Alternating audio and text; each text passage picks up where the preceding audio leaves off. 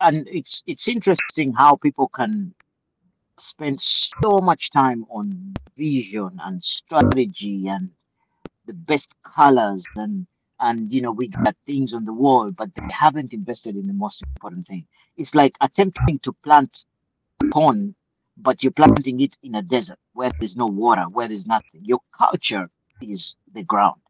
So getting that ground ready, getting it right, knowing exactly what it is.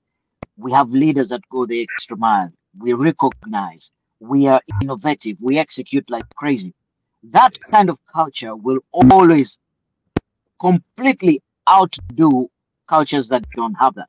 And like you said, two companies, one has a great culture, one doesn't. The one that does will always win every time, all the time.